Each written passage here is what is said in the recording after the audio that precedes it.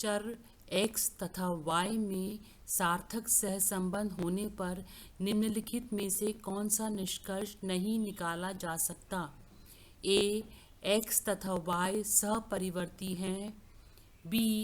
x तथा y द्वारा मापे गए गुण परस्पर संबंधित हैं। c. x में परिवर्तन y के परिवर्तन का कारण है। d. x तथा y कुछ सामान्य गुणों का मापन करते हैं। सही उत्तर है x तथा y कुछ सामान्य गुणों का मापन करते हैं। सहसंबंध शब्द का प्रयोग रोजमर्रा की जिंदगी में किसी न किसी प्रकार के संबंध को दर्शाने के लिए किया जाता है। हालांकि सांख्यिकी रूप से हम सहसंबंध का उपयोग दो मात्रात्मक चरों के बीच संबंध को दर्शाने के लिए करते हैं। हम यह भी मानते हैं कि यह संबंध रेखीय होता है, यानी एक चर दूसरे चर में एक इकाई की वृद्धि या कमी के लिए एक निश्चित मात्रा में बढ़ता या घटता है।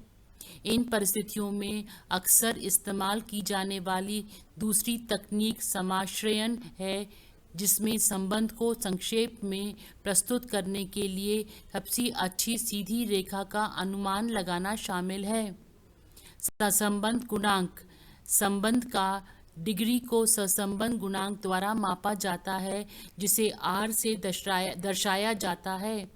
इसे कभी कभी इसके जनक के नाम पर पियर्सन सहसंबंध गुणांक कहा जाता है और यह रैखिक संबंध का एक माप है। यह संबंध को व्यक्त करने के लिए एक वक्र रेखा की आवश्यकता है, तो सहसंबंध के अन्य और अधिक जटिल मापों का उपयोग किया जाना चाहिए। सहसंबंध गुणांक को +1 से 0 से -1 तक के पैमाने पर मापा जाता है।